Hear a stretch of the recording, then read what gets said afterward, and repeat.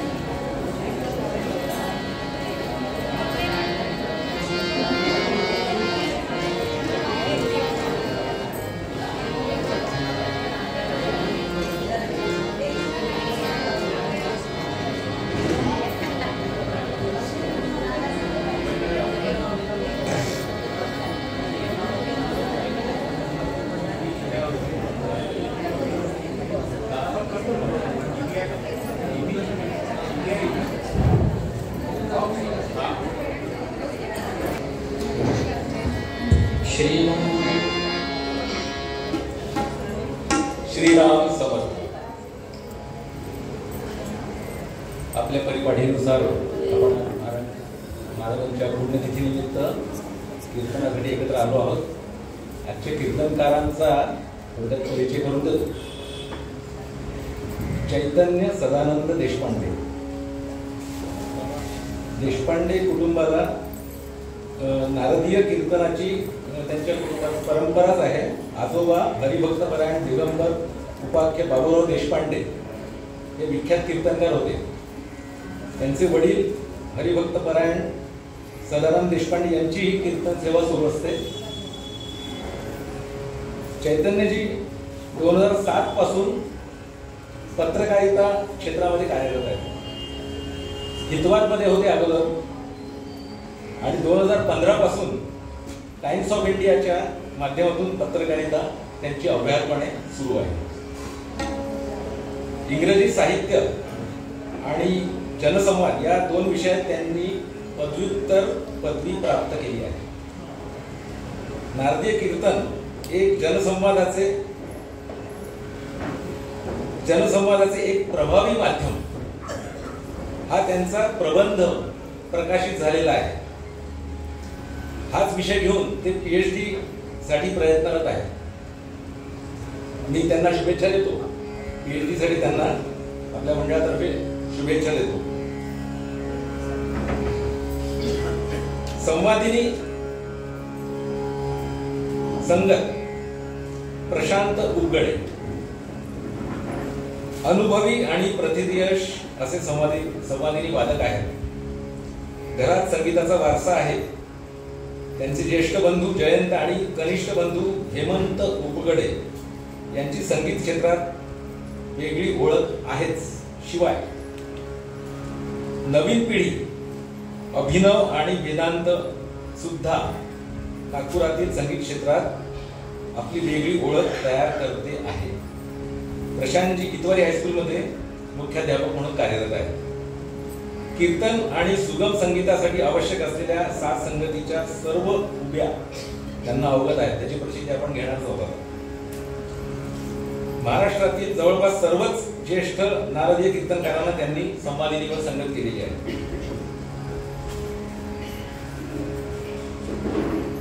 तबला वादक आपला सर्वांचा लाडका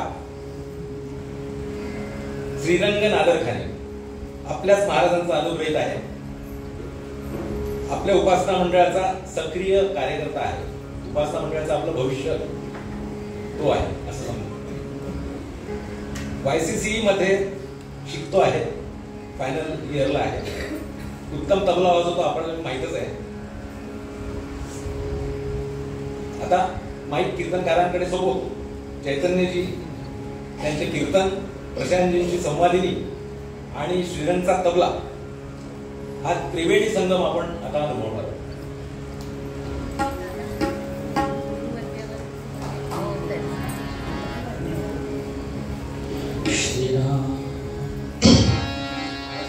श्रीमन्महागणाधिपते नमः. श्री गुरुभ्यो नमः. श्री सरस्वत्यै नमः. मातृपितृचरणकमलाभ्यां नमो नमः. वक्रतुण्ड महाकाय सूर्यकोटि समप्रभ निर्विघ्नं कुरु मे देव सर्वकार्येषु सर्वदा. ब्रह्मानन्दं परमसुखदं केवलं ज्ञानमूर्तिं द्वन्द्वातीतं गगनसदृशं तत्त्वमस्यादिलक्ष्यम् एकं नित्यं विमर्मचलं सर्वति साक्षिभूतं भावातीतं त्रिगुणरहितं सद्गुरुं तं नमामि.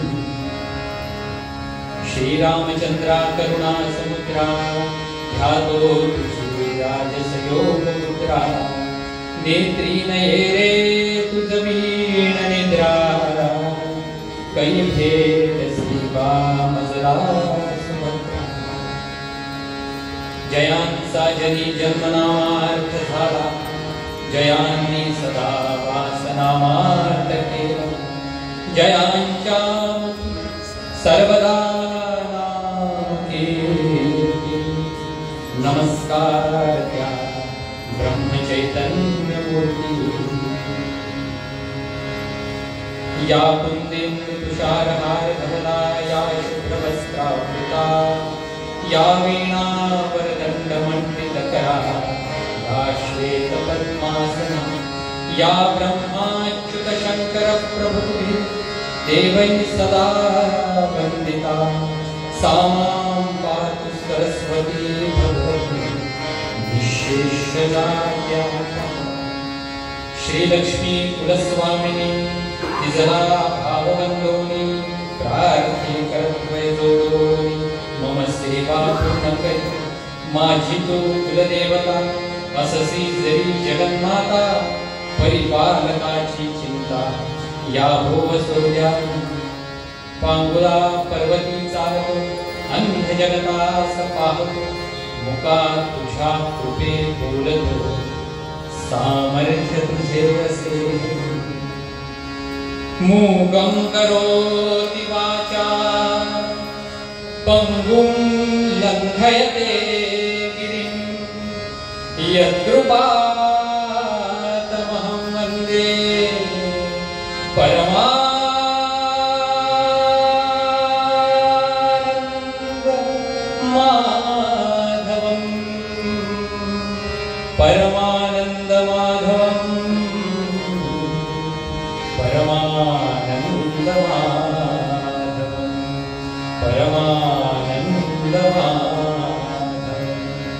परमानन्दमाधवं. बोला पुंडलीक वरदा हार विठ्ठल श्री ज्ञानदेव तुकाराम पंढरीनाथ महाराज की. समर्थ सद्गुरु रामानंद प्रल्हाद महाराज चैतन्य महाराज की.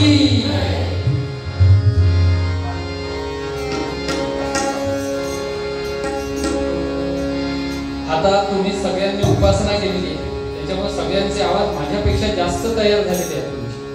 त्यामुळे आता तुम्ही सगळ्यांनी माझ्यासोबत म्हणायचं, माझा आवाज तयार होईपर्यंत. राम कृष्ण हरी, जय जय राम कृष्ण हरी. राम कृष्ण हरी, जय जय राम कृष्ण हरी. राम कृष्ण हरी, जय जय राम कृष्ण हरी. राम कृष्ण हरी, जय जय राम. राम कृष्ण हरी, जय जय राम कृष्ण हरी. राम कृष्ण हरी, जय जय राम.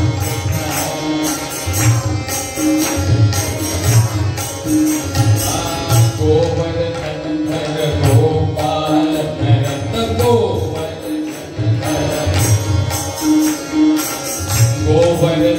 धर गोपाल नरत गोकुल संकट हारी. जय जय हरी बोला.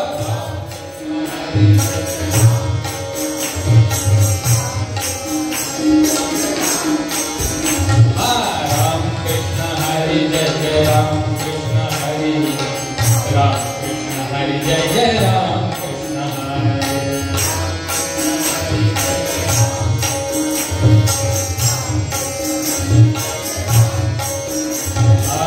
नवनीरद सम नवनीत प्रिय. नवनीरद सम नवनीरद सम नवनीत प्रिय. नवल विनोद विहारी. जय जय हरी. जय राम कृष्ण हरी. जय जय राम. राम कृष्ण हरी, जय जय राम कृष्ण हरी. राम कृष्ण हरी, जय जय राम कृष्ण हरी.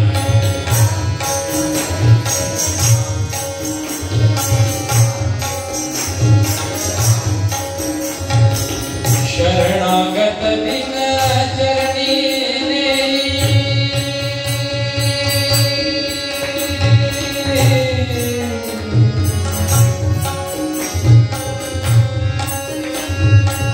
शरणागत दिन चरणी चरणी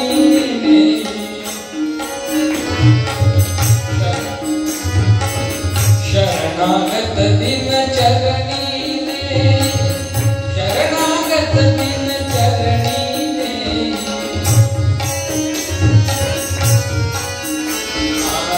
शरणागत दिन चरणी करुणा दृष्टि निहारी. जय जय हरी. जय राम.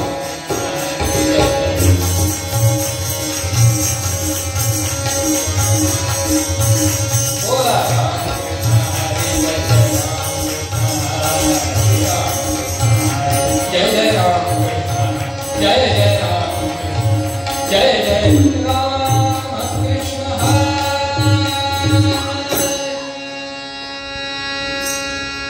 ये सद्गुरुराया कीर्तनी. ये सद्गुरुराया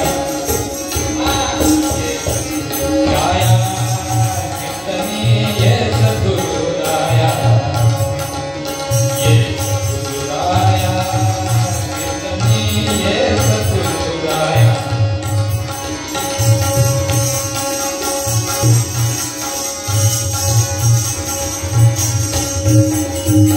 मती मंद मी काहीच नेनो. मती मंद मी काहीच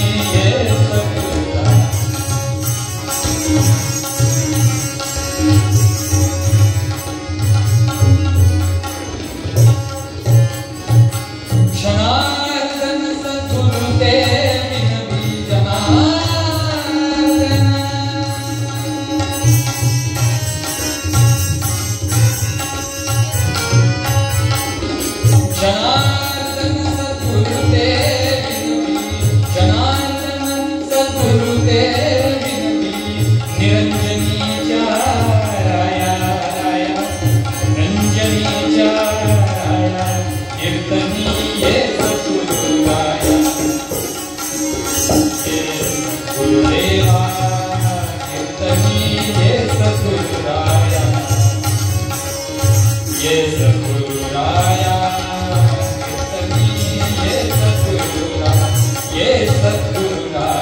ये सद्गुरुराया गुरु महाराज जय जय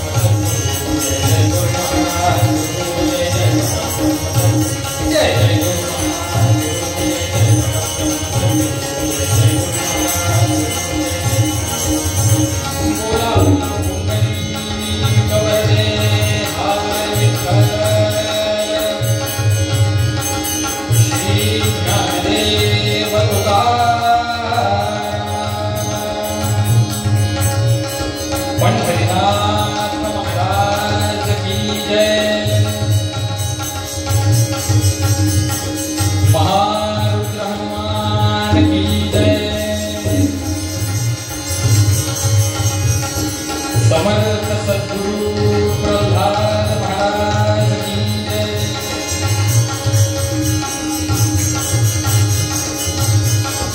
नमः पार्वती पते हर हर महादेव।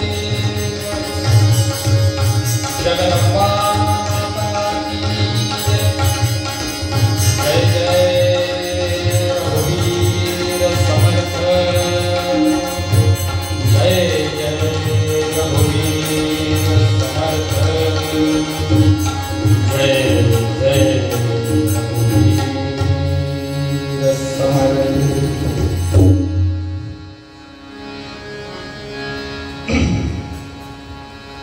आज आपल्या सद्गुरूंच्या पुण्यतिथी महोत्सवात आपण सगळे एकत्र आलो आणि खरं पाहायला गेलं तर सद्गुरूंच्या उत्सवात इथं आलो हाच आपला पुण्य संचय आहे म्हणून आपण इथं आमच्या या कीर्तनाच्या गादीचे मालक म्हणजे देवर्षी नारद आणि कलियुगात जर या गादीचं कुठलं विद्यापीठ झालं असेल तर ते म्हणजे संत श्रेष्ठ नामदेव महाराज। आणि असे नामदेव महाराज जेव्हा कीर्तन करायचे तर त्यांच्या कीर्तनामध्ये प्रत्यक्ष पांडुरंग येऊन नाचायचा ताल धरायचा असा जनाबाईंचा दाखला आहे। अशा नामदेव महाराजांना एका वारकऱ्यानं विचारलं की नामदेवा अरे तुला कसा बरा हा विठ्ठल पावला आम्हाला ही सांग तुझं रहस्य। आणि अशा वेळी टाळ मृदंगाच्या गजरामध्ये नामदेव महाराजांनी सस्मित हसून त्या वारकऱ्याची उत्कंठा शमवली आहे। त्याला म्हटलंय जन्मो जन्मी आम्ही बहु पुण्य केले जन्मो जन्मी बहु पुण्य केले जन्मो जन्मी बहु पुण्य केले हे माया विठ्ठल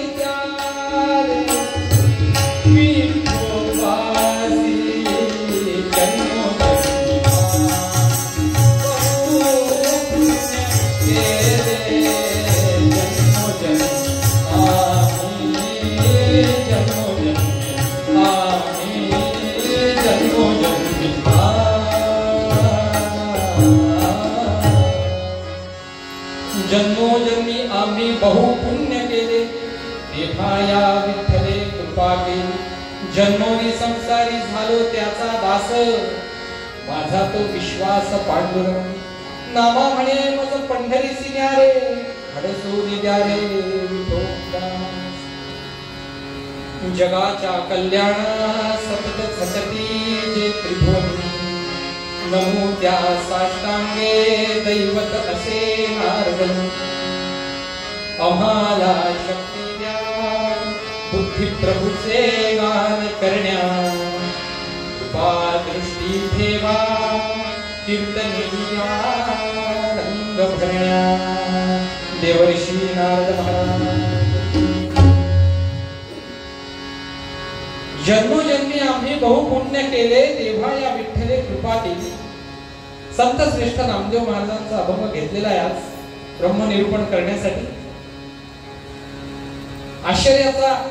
आश्चर्याची बाब आहे की आपण कशासाठी जमलो आहोत? पुण्यतिथीच्या उत्सवासाठी जमलो. लौकिक अर्थानं पुण्यतिथी म्हणजे काय? देहलीला संपवणे.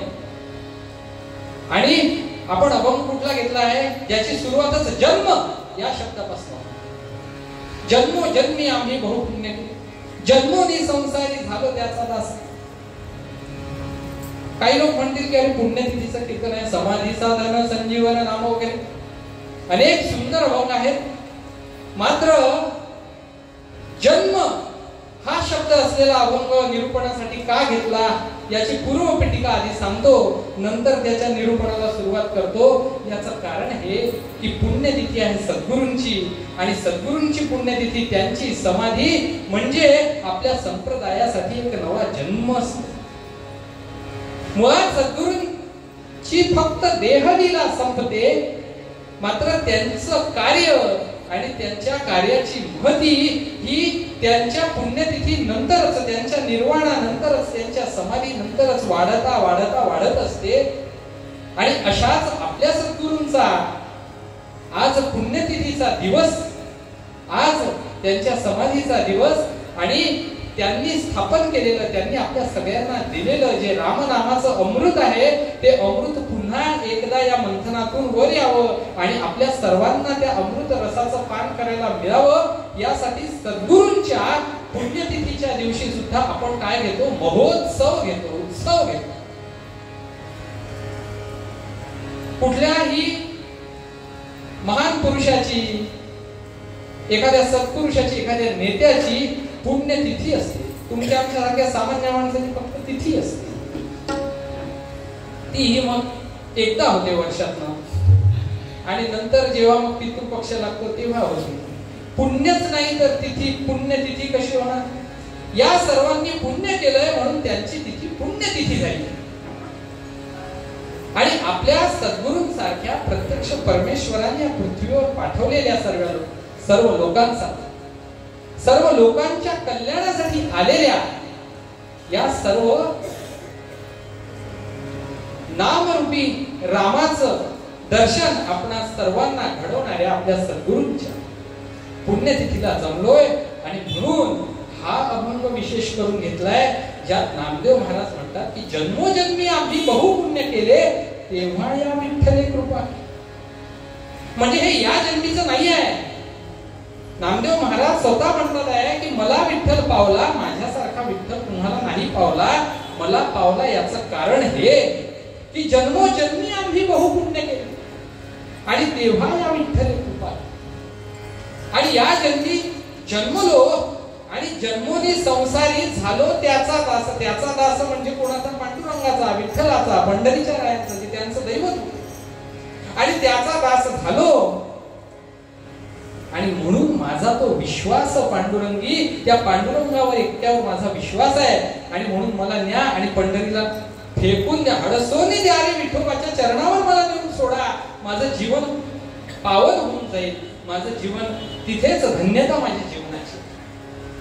इतका सद्गुरूंच्या प्रती, इतका आपला आराध्य दैवताच्या प्रती असलेला निष्ठाभाव, असलेली श्रद्धा ही जेव्हा मनामध्ये जागृत होते, तेव्हा साध्या भक्ताचाही भक्तराज होतो आणि भक्तराजाचा गुरु होतो.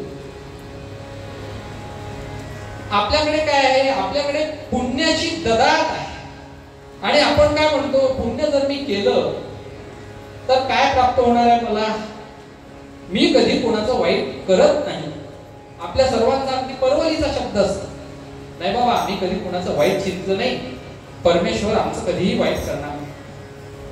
मात्र आपल्या घरी असा कोणी सत्पुरुष किंवा आपण स्वतःच अशा परमपदावर का नाही पोहोचत, कारण की आता तुम्हाला साध्या मराठी भाषेत सांगतो की ही एक प्रोसेस आहे, प्रोसेस सुरू आहे.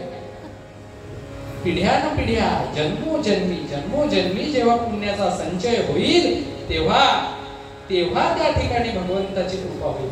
त्यामुळे आपण जे करतो आहे आज, आपण जो जप करतो आहे, आपण जे भजन म्हणतो आहे, आपण जी उपासना करतो आहे, असं समजा की ते संचित आहे, जे आपण जमा करतो आहे हळूहळू पिढ्यान पिढ्या जन्मोजन्मी जेव्हा ते संचित जमा होईल तेव्हा आपल्या एका पिढीमध्ये एक असा हरिदास, एक असा सद्गुरूचा दास, एक असा संत सत्पुरुष जन्माला येईल की त्याने त्याच्या कार्याने जसा आपल्या महाराजांनी आपल्यासाठी अगदी मोक्षाचा रस्ता खुला करून दिला, अशा पद्धतीचं कार्य आपल्या पिढीतही कधीतरी आपल्या जन्मोजन्मी कोणाच्या तरी हातून घडेल.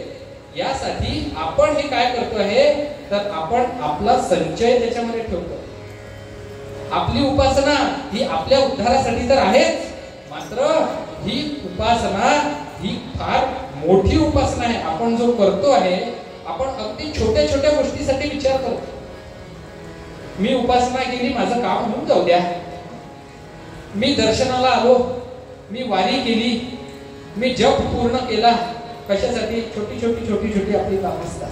आपण त्या छोट्या छोट्या कामांसाठी हे सगळं करतो, मात्र एक मोठा दृष्टिकोन आपण सगळ्यांनी ठेवायला पाहिजे की जेव्हा जन्मोजन्मी आपल्या घराण्यात, आपल्या पिढ्यामध्ये जेव्हा ही रामोपासना आपण स्वतः प्रयत्नपूर्वक आपल्या छोट्यांना, आपल्या मुलांना जेव्हा समजून सांगू त्याचं महत्व आणि त्यांनाही रामपंथाला लावू, किमान तेवढं तर करू शकतो. महाराजांनी तर आपल्या आयुष्यामध्ये हजारो लोकांना रामपंथी लावलं. कित्येक नास्तिक होते ज्यांनी आयुष्यामध्ये परमेश्वराला मानलंच नाही, अशा नास्तिकांना सुद्धा रामाच्या पंथाला लावलं. आपल्या ज्याने तेवढं तर शक्य नाही होणं, निदान आपण आपल्या मुलांना, नातवंडांना, आपल्या घरच्या सर्व लोकांना तरी निदान एक माळ जरी रोज करायला लावली आणि तेवढं जरी करू शकलो तरी सुद्धा एक फार मोठं पुण्याचा संचय. आणि समर्थ म्हणतात की पुण्यभूमी पुण्यवंतासी आठवे, पापिया नाठवे काही केले. त्याप्रमाणे, त्या उक्तीप्रमाणे पुण्याचा थोडा संचय जेव्हा होईल तेव्हा आपल्या घरी कधीतरी पुढच्या पिढीमध्ये, आमच्या वारकरी संप्रदायामध्ये एकनाथ महाराजांच्या घरी अगदी भानुदास महाराजांच्या आधीपासून वारी होती आणि भानुदास महाराजांवरती पांडुरंगात इतका प्रसन्न पांडुरंग की भानुदास महाराजांना वचन दिलं पांडुरंगाने की मी तुझ्या घरी जन्म घेईन. मात्र भानुदास महाराजांच्या पोटी किंवा त्यांच्या मुलाच्या पोटी किंवा त्यांच्याही मुलाच्या पोटी जन्म घेतला नाही, तर पिढीमध्ये चौथ्या पिढीत कधीतरी आमच्या नाथांनी जन्म घेतलेला आहे. म्हणजे लक्षात ठेवा की जन्मोजन्मी जेव्हा पुण्य होईल तेव्हा कुठे आपल्याला भगवंत पावणार आहे. त्यामुळे आज जे आपण करतो आहे ते आजच्यासाठी नसून हे पुढच्या अनेक पिढ्यांसाठी आपण संचित करून ठेवतो आहे. ही गोष्ट आपण सगळ्यांनी लक्षात ठेवून उपासना केली पाहिजे. संतांचा दाखलाच मुळे त्यासाठी दिलेला आहे.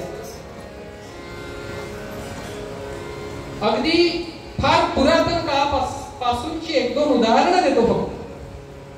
आपण रामजन्म साजरा करतो, राम आपला सगळ्यांचं दैवत, रामजन्म साजरा करतो आणि रामजन्म साजरा करत असताना अगदी ठरलेले गाणं आहे गीत रामायणात.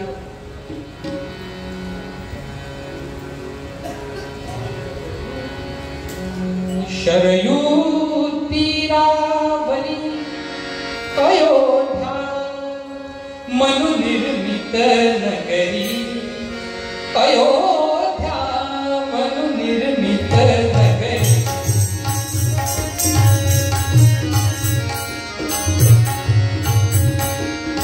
शरयू तीरावरी अयोध्या मनु निर्मित नगरी.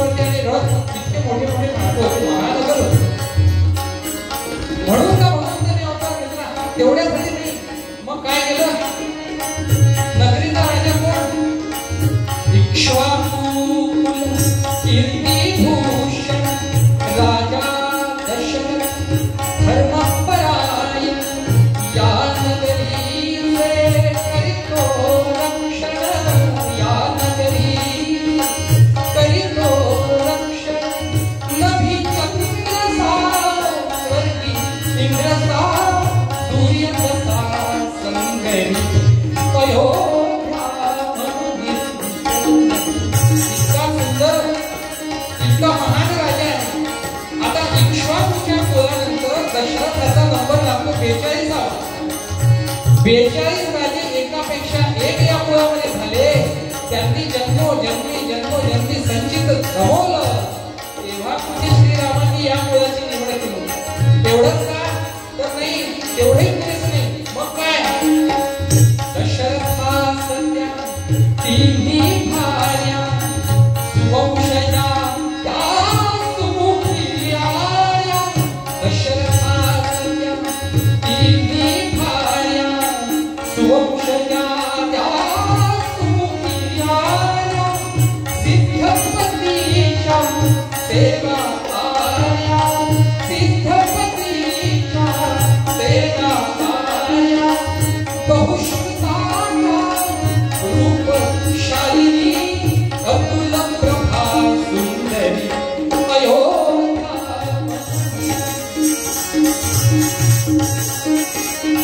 रूपशालिनी आणि अतुल प्रभा सुंदरीच्या आधी बहुश्रुता हा शब्द म्हणजे आई कशी पाहिजे, वडील कसे पाहिजे, नगरी कशी पाहिजे.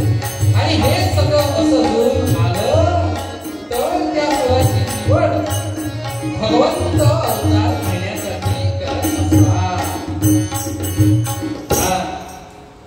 आता हे तर झालं भगवंताचं.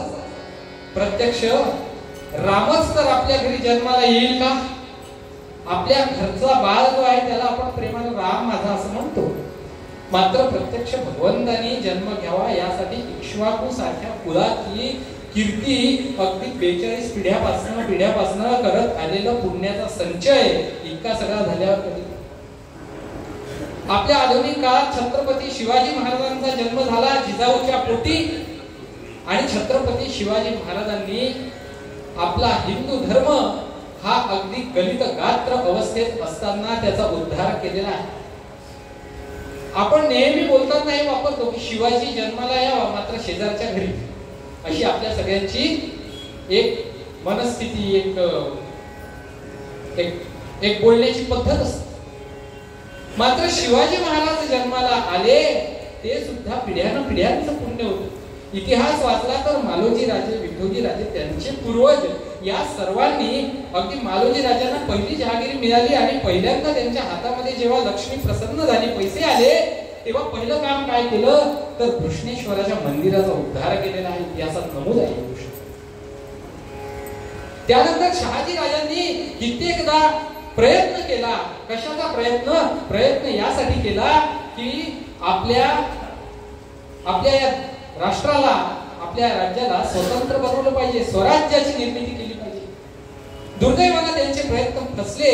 मात्र वारंवार प्रयत्न केले आणि जिजाऊसारखी आई, ती महाराष्ट्राची मातृशक्ती देवा लाभली. जगदंबेचा आशीर्वाद म्हणून छत्रपती शिवाजी महाराजांचा जन्म. पिढ्यानपिढ्यांचं पुण्य जेव्हा संचित होतं तेव्हा आपल्या सद्गुरूंचे परात्पर गुरु समर्थ रामदास स्वामी आपल्याला सगळ्यांना माहित असते. रामदास स्वामींच्या 21 पिढ्यापासून रामोपासना सुरू. 21 पिढ्यांनी रामोपासना केली. तेव्हा कुठे त्या घरामध्ये समर्थांचा जन्म झाला. अशी पिढ्या जेव्हा रामोपासना, जेव्हा उपासना, जेव्हा पुण्यकर्म याचा संचय पिढ्या होतो तेव्हा कुठे परमेश्वर आपल्याला प्रसन्न होतो आणि आपल्यावरती परमेश्वराची कृपा होते. म्हणून नामदेव महाराज म्हणतात की जन्मोजन्मी आम्ही बहु पुण्य केले तेव्हा या विठ्ठले कृपा केली. आता काही लोक असे म्हणतील की आम्ही काय पुनर्जन्म वगैरे मानत नाही. मानतो यापेक्षा मानत नाही हे म्हणण्यामध्ये आजकाल फार मर्दुमकी वाटते लोकांना. आपल्याकडे काय आहे, राम सेतू प्रभू श्री रामचंद्रांनी बांधला. हा अगदी उघड्या डोळ्यांनी आपल्याला दिसतो. फोटोज वगैरे त्याचे आहेत. मात्र तो बांधला नाही हे म्हणण्यात फार लोकांना शौर्य वाटतं. या गोष्टीचं तुम्ही सगळेजण काशीला गेला असाल, काशी विश्वेश्वराच्या सध्याच्या मंदिरात दर्शन केलं असेल. त्या मंदिराच्या प्रांगणात असलेला नंदी जो आहे तो तिकडे बघतोय दुसऱ्या बाजूला. तिथे ज्ञानवापीचं मंदिर आहे. ते काशी विश्वेश्वराचं पुरातन मंदिर आहे, खरं मंदिर. हे मंदिर तर अहिल्याबाई होळकरांनी बांधलेलं आहे, जिथे आपण दर्शन घेतो. आणि त्या मंदिरावरती औरंगजेबाने त्या मंदिरावर आक्रमण करून तिथे मस्जिद तयार केली. त्या मस्जिदीचं नाव ज्ञानवापी मस्जिद. ज्ञानवापी विधर्मीयांना म्हणायला लावा, त्यांच्या तोंडून निघणार नाही. मात्र अशा नावाची मस्जिद तिथे. आणि अगदी उघड्या डोळ्याने जर आपण आपल्यापैकी अनेकांनी बघितलं असेल, खाली मंदिर स्पष्ट दिसतंय आणि वरती मस्जिद बांधलेली दिसते आहे. त्याच्यावरती ती तयार केलेली आहे, आक्रमण करून तयार केली. आणि हे सगळं स्पष्ट दिसत असताना सुद्धा आपल्याच देशामध्ये आपल्यावर काय परिस्थिती आली हो. आपल्याला दुसऱ्या मंदिरात तिथे पूजा करावी लागते आणि त्या ज्ञानवापीच्या मंदिरासाठी आपल्याला झगडावं लागतं की हे आमच्या शिवाचं मंदिर आहे, इथे प्रवेश मिळत नाही. उघड्या डोळ्यांनी दिसतंय हे मंदिर आहे, तरी सुद्धा आपल्याला तिथे पूजा करता येत नाही. हे कशासाठी, हे का होतंय? तर मुळामध्ये कुठेतरी पुण्याचा संचय कमी पडतो आहे आणि त्यामुळे हे होतं. तर काही वर्षांपासून पुण्याचा संचय सुरू झाला, त्यामुळे ज्ञानवापी असं मी कालच ऐकलं की त्या ज्ञानवापीचं जे शिवमंदिरच म्हणू आपण आता, त्या शिवमंदिराच्या आजूबाजूला असलेली जी कठडे होते, जे बॅरिकेड्स होते, ते सगळे आता काढले आणि लोकांना जाऊन त्याच्या प्रांगणात तरी निदान फिरू देतात. म्हणजे उघड्या डोळ्यांनी बघा की तुमच्यावर काय काय अत्याचार झाले, कसे कसे अत्याचार झाले आणि कशा प्रकारे तुमची मंदिरं, तुमची प्रार्थना स्थळ, तुमची श्रद्धास्थानं याचा अशा प्रकारे नाश केला गेला. आपल्याला काय तिथे आहे ना बाजूला मंदिर, मग कशाला या मंदिरासाठी हे करायचं, झगडायचं वगैरे असे म्हणणारे फार सुंदर आणि हे म्हणण्यात स्वतःला धन्य धन्य म्हणून घेणारे लोक आहेत. मात्र आपल्या हिंदूंची काही 2-3 फक्त प्रार्थना स्थळ आहेत. या संपूर्ण देशामध्ये सगळ्यांना अगदी मनसोक्त राहण्याचा आणि मनासारखं जगण्याचा पुरेपूर अधिकार आपल्या शासनाने, प्रशासनाने, घटनेने दिला. आम्ही काय मागितलं? एक अयोध्येचं राम मंदिर, एक कृष्ण जन्मभूमी आणि तिसरी काशी विश्वनाथाचं मंदिर. बस या 3च गोष्टी. आणि या 3 गोष्टींपैकी एक गोष्ट अयोध्येची पूर्ण झाली. आपण बरेच लोक तिथे जाऊन आलेला असाल. सुंदर दृश्य अयोध्येचं आहे. आता तर राजा राम सुद्धा विराजमान झालेले आणि अशा त्या सुंदर अयोध्येचं जेव्हा निर्माण झालं, ते सुंदर मंदिर निर्माण झालं, किती पिढ्यांची पुण्याई लाभली असेल तिथे. 500 वर्षापासनं जे मंदिर, अगदी जो राम ताडपत्रीमध्ये विराजमान होता, 500 वर्षापासून अत्याचार सहन केला, 50 पिढ्यांची पुण्याई लाभली. तेव्हा कुठे रामाचं मंदिर. कारण म्हण श्यामहारामला वाटलं, राम जो आहे कृपा करणारा आहे. आपण सगळे रामनामाचा जप करतो. का करतो? कारण राम लवकर पावणार आहे, करुणा सिंधू आहे, जास्त परीक्षा पाहत नाही. आणि म्हणून 50 पिढ्यांच्या पुण्यावरच रामाने आपली परीक्षा जी आहे ती आपल्याला उत्तीर्ण करून घेतली आणि अयोध्येला ते भव्य राम मंदिर स्थापन झालं. आता विचार करा, महादेव किती कठीण दैवत आहे. त्या मानानं किती पिढ्यांचं पुण्य लागेल आणि त्या पुण्याचा संचय आपल्याला आतापासून सुरू करायचा आहे. राम मंदिर झालं, आता आपल्याला करायचंय ते काशी विश्वेश्वराचं मंदिर. राम मंदिर आपण या हयातीत बघितलं. धन्य धन्य आहे आपली पिढी की आपल्या डोळ्यांसमोर आपण राम त्या मंदिरात उभा राहिलेला आपण बघितला आणि ते सुंदर रूप रामाचं आपल्याला बघायला मिळालं. आणि असंच पुण्य असं संचित करून ठेवूनच आपल्याला आता आपले पुढचे लक्ष्य सुद्धा पूर्ण करायचं आणि प्रभू कृपेने ते सुद्धा शक्य होईल, त्याबद्दल माझ्या मनात तरी काहीही शंका नाही. आता यावरती काही लोक म्हणतील आम्ही पुनर्जन्म मानत नाही, एकदा माणूस मेला की मेला. आपल्या हिंदू धर्मामध्ये काय आहे? सगळं जे काही आहे ते सगळं आम्ही एक्सेप्ट केलेलं आहे. शब्द सुचला नाही मराठी. इंग्रजी पेपर मध्ये काम करून असा स्वीकार केलेला आहे प्रत्येक गोष्टी. अगदी तुम्ही नास्तिक जरी असाल तरी तुम्ही हिंदू आहात. तुम्ही मूर्तीपूजक असाल तरी हिंदू आहात, मूर्तीची पूजा करत नाही तरी हिंदू आहात, देवाला मानता तरी हिंदू आहात, देव नाही मानत हिंदू आहात, पुनर्जन्म मानता हिंदू आहात, पुनर्जन्म नाही मानत हिंदू आहात. तुम्ही कुठलंही तत्वज्ञान माना पण तुम्ही हिंदू आहात. इतका सहिष्णू आपला हिंदू धर्म आहे. मूर्त माना अमूर्त माना तरी सुद्धा तुम्हाला हिंदू धर्मातून कोणी बाहेर काढत नाही. आणि हिंदू धर्मात येण्यासाठी तुम्हाला समोसे किंवा तांदूळ वगैरे अशी अभिष सुद्धा कोणीही दाखवत नाही. ते त्यांचे काम आहे. आपल्याकडे असं नाही. तर मुळात आपला धर्म हे तत्वज्ञान हे असं सांगतो की आपल्या धर्मामध्ये असलेलं चार्वाकाचं एक तत्वज्ञान आहे. यावत जीवेत सुखत जीवेत ऋणम कृत्वा घृतम पिबेत आणि भस्मीभूतस्य देहस्य पुनरागमनम च किम. स्पष्ट विचार. आणि या चार्वाकाला आपल्याकडे महर्षी चार्वाक म्हणून त्याची पूजा केली आहे. अरे जितकं जीवन जगत आहे तेवढं जगून घ्या, कर्ज करून तूप प्या, एकदा तुम्ही मेले की कोणी तुम्हाला काही विचारत. भस्मीभूतस्य देहस्य पुनरागमनम च किम. आणि हे तत्वज्ञान मांडणाऱ्या चार्वाकालाही आपण महर्षी म्हटलं. इतका सहिष्णू, इतका मोठा आपला धर्म. ठीक आहे, पुनर्जन्म नका मानू, मात्र याच जन्मामध्ये तुम्ही अनेक जन्म जगता. जन्म झाला, पुत्र म्हणून जन्म झाला, मुलगा झाला हो, काही वर्षांनी त्याला भाऊ झाला, हल्ली होत नाही, एकच. मात्र झाला तर तो मोठा भाऊ म्हणून, आता तो मोठा भाऊ झाला, मग त्याचा जन्म दुसरा मोठा भाऊ म्हणून सुरू झाला. मोठा झाला, शाळेत जायला लागला, विद्यार्थी म्हणून जन्म झाला, शिकायला लागला, शिक्षण झालं, शिक्षण झाल्यानंतर नोकरी लागली तर नोकरदार म्हणून जन्म झाला, नोकर म्हणून, एम्प्लॉई म्हणून जन्म झाला. त्यानंतर मग आता चांगली नोकरी लागली आहे, घरच्या लोकांनी लग्न करून दिलं, पती म्हणून जन्म झाला. यथावकाश त्यालाही मुलगा झाला, मुलगी झाली, अपत्य झालं, जे काही आहे, बाप म्हणून जन्म झाला. अशा आपण कितीतरी भूमिका जगतो.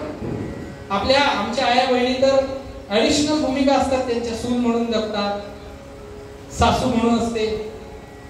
अशा अनेक भूमिका आपण ज्या जगतो त्या भूमिकेमध्ये आपला जन्म आपण घेत असतो वेगवेगळा. आणि हा प्रत्येक जन्म, ही प्रत्येक भूमिका ही जर जन्म म्हणून बघितली तर एका जन्मामध्ये आपण किती जन्म घेतो, किती जन्म जगतो.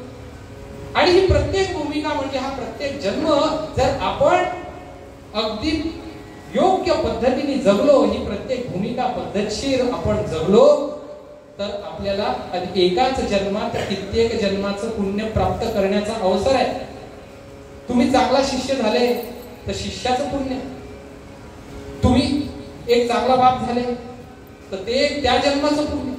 असे अनेक पुण्य एकाच जन्मात प्राप्त करण्याचा अवसर आपल्याला या ठिकाणी मिळतो. आता थोडंसं गणित सांगतो, गणित पुनर्जन्माच्या बाबतीतलं गणित. असं म्हणतात की 12 वर्षानंतर आपल्या शरीरातल्या सगळ्या पेशी, विज्ञान आहे की ह्या पूर्ण पेशी ज्या आहेत ह्या रिप्लेस होतात. 12 वर्ष लागतात त्याला. एक तप म्हणजे काय होतं की आपलं शरीर जे आहे रोज बनतंय, रोज बिघडतंय. आपण रोज आंघोळ करतो म्हणजे काय होतं की शरीरावरची ज्या डेड सेल्स असतात, मृत पेशी, त्या निघून जातात. अशा अनेक पेशी असतात आपल्या हात बाहेर सगळीकडे. शरीरामध्ये काय चालू आहे ना आपल्याला काहीही माहित नसते.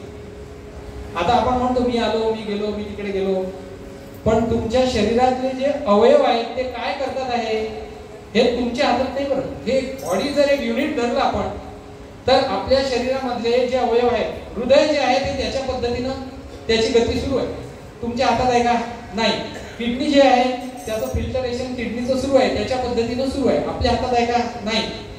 त्यानंतर अजून रक्तवाहिन्यांच्या आत जर गेलो तर रक्त वाहतंय ते त्याच्या गतीने वाहतंय. तुमच्या हातात आहे का? नाही. तसंच या शरीराच्या बाहेरचं जे जग आहे तेही बघितलं तर आता पाऊस येतोय. आज वाटलं होतं का पाऊस येईल, पण आला. आपल्या हातात आहे का? ही पृथ्वी फिरते आहे, आपल्या हातात आहे का? पृथ्वी सूर्याभोवती फिरते, सूर्य ब्रह्मांडात फिरतो आहे, हे सगळं आपल्या हातात हे सुरू आहे. आणि आपण येथे स्थिर आहोत कशी तरी. आपल्या शरीराच्या आतली गोष्ट आपल्या हातात नाही, आपल्या शरीरातल्या बाहेरची गोष्ट आपल्या हातात नाही. जर आपल्या हातातच काही नाही तर मग कशाला मी मी मी मी करायचं? आपल्या हाती आहे तो फक्त हा क्षण, आणि या क्षणी घ्यायचं ते म्हणजे श्रीरामाचं नाव.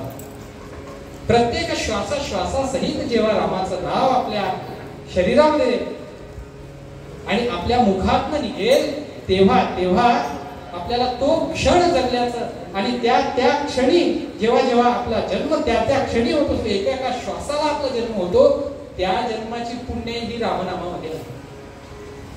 अशा पद्धतीने एकाच जन्मात रामनाम घेतलं तर आपल्याला कितीतरी पुण्य प्राप्त होऊ शकतं. तुलसीदासांनी म्हटलंय की कलियुग योग न यज्ञ न ज्ञाना एक आधार राम गुण गाना. तर पुण्य प्राप्त करायचंय, पुण्याचा संचय करायचा आहे, याच्यावरती आपलं एकमत झालं. कसा करायचा? तर सगळ्यात सोपा मार्ग आहे, कलियुग आहे.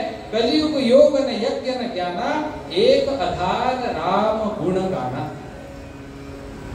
कलियुगामध्ये आपल्या शास्त्रांमध्येही सांगितलेलं आहे की प्रत्येक युगामध्ये एक एक प्रभाव असतो एकेका गोष्टीचा. कृतयुगामध्ये म्हणजे सत्ययुग आपण ज्याला म्हणतो तिथे योग होता. योग म्हणजे काय? तर इतके पुण्यवंत लोक होते की भगवंतासोबतच ते राहायचे एकाच ठिकाणी, आणि त्यांना सगळीकडे अगदी खुला वावर होता, फुल एंट्री फ्री होती. आपल्याला अनेकांना माहित असेल, पुराणातली कथा आहे की भृगु ऋषी वैकुंठामध्ये गेले आणि भगवान श्रीमद नारायण तेव्हा योग निद्रेमध्ये होते, आणि इथे भृगु ऋषींना घाई झाली होती त्यांना भेटण्याची, आणि त्यावेळी भगवान नारायण काही उठले नाही योग निद्रेतून. तर भृगु ऋषींनी त्यांच्या छातीवर लाथ मारली भगवान नारायणांना उठवण्यासाठी. इतकं पुण्य.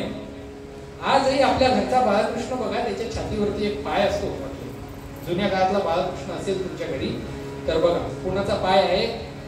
आख्यायिका अशी आहे की भृगु ऋषींनी तेव्हा भगवान नारायण योग निद्रेतून जागृत झाले नाही म्हणून रागाने त्यांच्या छातीवर लागला. इतका योग तेव्हा, इतका पुण्य योग कृतयुगामध्ये, सत्ययुगामध्ये. त्यामुळे भगवंतांनी 4-5 अवतार तिथेच घेऊन टाकले.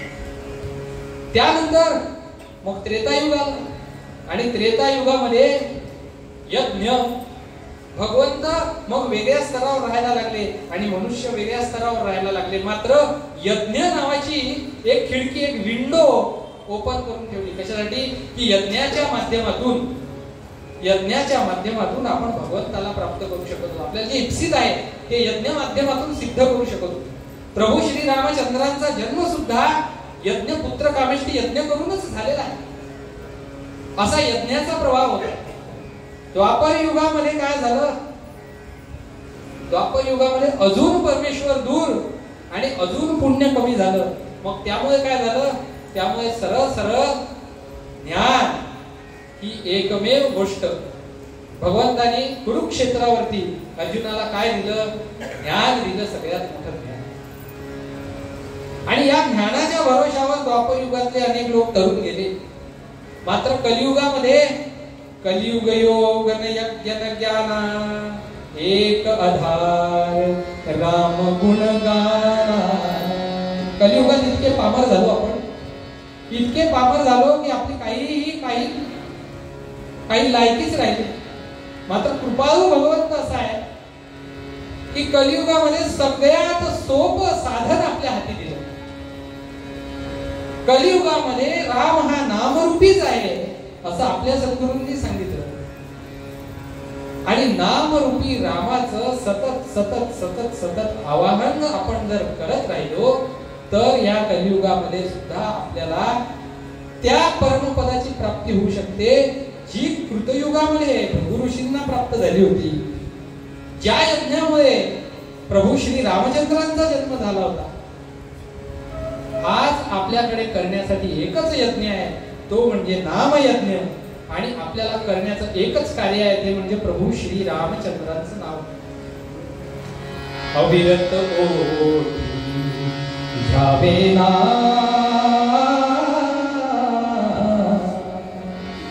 अविरत ओठी घ्यावे ना, श्रीराम जय राम जय जय.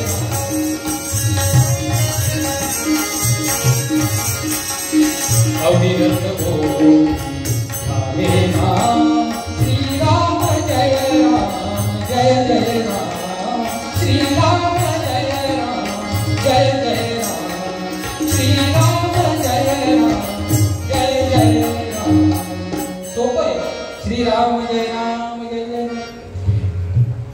सद्गुरूंनी दिलेला मंत्र आहे. आपल्याकडे कसं आहे, या परंपरेमध्ये म्हणजे आमच्या समर्थांनी सांगितलेल्या रामापासनं ते आपल्या सद्गुरूंपर्यंत आलेल्या या गुरु परंपरेमध्ये जर बघितलं ना आपण, तर आपल्याला दिसेल कोणीही लपून छपून तोंडावरती चादर घेऊन कानात मंत्र सांगत नाही. मंत्र खुला आहे, मंत्र सोपा, मंत्र छोटा, तंत्र सोपा आहे आणि परियशस्वी ठरले ते. याप्रमाणे आपल्या सगळ्यांना दिलेला मंत्र आहे, सगळ्यांना माहित आहे 13 अक्षरी मंत्र श्री राम जय जय. आणि त्या मंत्राचा जप केला. राम नामरूपी आहे, राम नामरूपी अस्तित्वात आहे असं आपल्या समर्थांनी सांगितलं. समर्थ रामदास स्वामींनी हेच सांगितलं. कशासाठी सांगितलं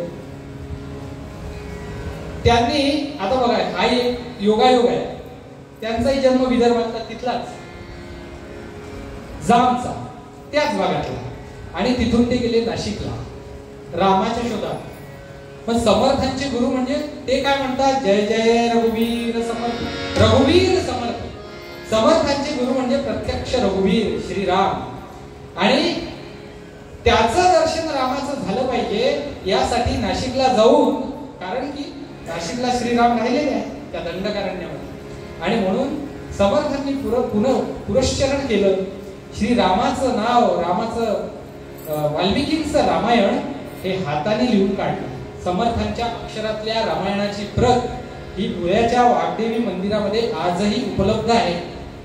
आजही उपलब्ध आहे. धुळ्याला गेलात वाग्देवी मंदिरामध्ये तर बघायला मिळेल.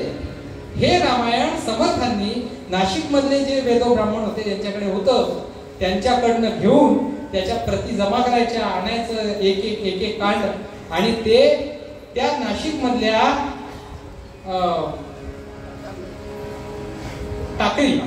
टाकळीला त्यांची गुहा होती, तिथे बसून तिथे गोमय मारुतीची स्थापना केली आणि टाकळीला बसून हे रामायण हाताने लिहून काढलं. हे 12 वर्ष त्यांनी केलं आणि त्याच्यानंतर त्यांना या 12 वर्षाच्या तपस्येचं पुण्य आणि जन्मोजन्मीच्या तपस्येचं पुण्य त्यांच्या घराचं, त्यांच्या कुटुंबाचं, त्यांच्या आई वडिलांचं, त्यांच्या पूर्वजांचं, आणि म्हणून प्रभू श्रीरामाचं दर्शन झालं. कसं दर्शन झालं? नभे राजयोगी महत्वाक्य त्यागी उदासीन तो वीतरागी विरागी जनस्थान गोदा तटीवास केला प्रभु देखिला दास संतुष्ट झाला. प्रभु देखिला दास संतुष्ट झाला. जय जय रघुवीर समर्थ म्हणा.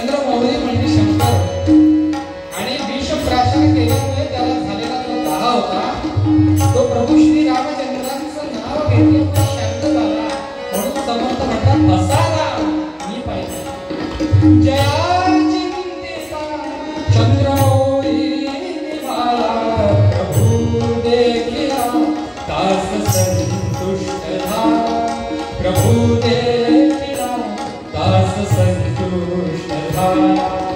जय जय रघुवीर समर्थ.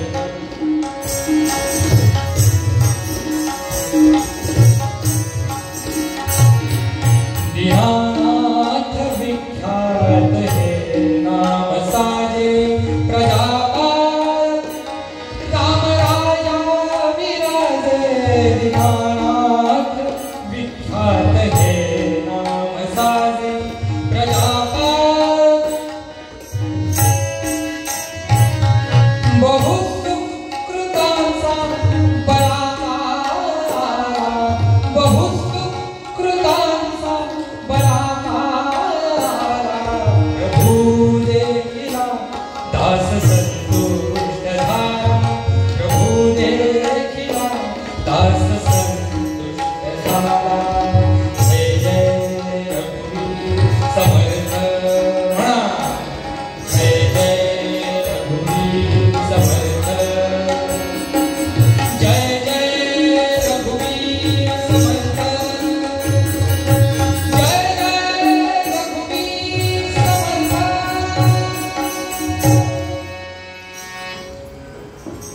समर्थांनी पाहिलेला राम त्यांचा गुरु आणि समर्थांनी स्थापन केलेला हा रामदासी संप्रदाय, या संप्रदायामध्ये एक एक एक तत्व, हेच समर्थांचं गुरुतत्व, हे राम नामरूपी रामाने वेगवेगळ्या वेगवेगळ्या रूपात जन्मोजन्मी जन्म घेऊन आपल्या सर्वांना तारण्यासाठी नामाचं महत्व विशद केलं. आणि अशी ही गुरु परंपरा तयार झाली. आमचे सद्गुरू ब्रह्मचैतन्य महाराज गोंदवलेकर, त्यानंतर रामानंद महाराज, त्यानंतर आपले सद्गुरू सर्वांचे प्रल्हाद महाराज. अशी ही परंपरा, ही पिढ्यानपिढ्या हे जन्मोजन्मीचं राम नामाचं पुण्याचं संचित जसं जसं जसं जसं ज्याच्याकडे जमा होत गेलं, त्या त्या घराण्यामध्ये त्या त्या जिथे जिथे पुण्याचा संचय झाला तिथे तिथे म्हणून रामानेच नामरूपाने अवतार घेतला. आणि आपल्यासारख्या सगळ्या, कारण कसं आहे, आत्मा आणि परमात्म्याचं मिलन हेच सर्वश्रेष्ठ मोक्ष ज्याला आपण म्हणतो गीतेमध्ये सांगितल्याप्रमाणे, हे करण्यासाठी काय आपण सगळे पामर आत्मे आहोत, आपण त्या मार्गावरती आहोत असं म्हणायला हरकत नाही. कारण आपण फार नशीबवान. एक तर पहिले मनुष्य जन्म दुर्लभ, त्यात संत संगतीचा सौरभ, आणि त्यात गुरु कृपेचा लभ्य लाभ अनंत कोटी. आपल्या सगळ्यांना मनुष्य जन्म लाभला आहे. आता या जगात असे 600 कोटी मनुष्य आहेत आपल्यासारखे, पण कोणी काय करतंय, कोणी काय करतंय, कोणी काय कोणाला कापतंय, कोण कुठे काय करतंय आपल्याला माहिती आहे. आपलं महत् भाग्य की आपण या भरतभूमीमध्ये जन्माला. त्यानंतर काय, त्यानंतर आपल्याला चांगल्या लोकांचा सहवास मिळाला, संत संगतीचा सौरभ. त्यानंतर आपल्याला गुरु सुद्धा याच जन्मी प्राप्त झाले, गुरूंचा आपल्याला अनुग्रह सुद्धा प्राप्त झाला, मंत्र सुद्धा प्राप्त झाला. अरे झालं की मग आपण सगळे किती पुण्यवान. आपल्या पुण्याचा बराच संचय झालाय, जन्मोजन्मी आपण सर्वांनी भरपूर पुण्य केलं, म्हणून आज या स्तरावर येऊन पोहोचलोय आपण. आता काय, आपल्याजवळ चाबी आहे, किल्ली आपल्याजवळ आहे, आता फक्त किल्ली लावून उघडायची आहे. आणि त्यासाठी काय करायचं आहे, तर श्री राम नामाचा जप करत राहायचा आहे. आणि या मार्गावर आता आपण लागलो सद्गुरूंच्या कृपेने. आणि म्हणून जसं नामदेव महाराजांनी हे त्यांचं सिक्रेट, त्यांचं रहस्य हे दुसऱ्या वारकऱ्यांना समजून सांगितलं ना, तसं आपण सुद्धा इथून बाहेर गेल्यावर इतरांना हे सांगू शकतो की जन्मोजन्मी आम्ही बहुपुण्य केले, तेव्हा या विठ्ठले कृपा केली. जन्मोजन्मी आम्ही बहुपुण्य केले, तेव्हा या विठ्ठले कृपा केली. जन्मोनी संसारी झालो त्याचा दास, माझा तो विश्वास पाठवले. जन्मोनी संस्कार घ्या,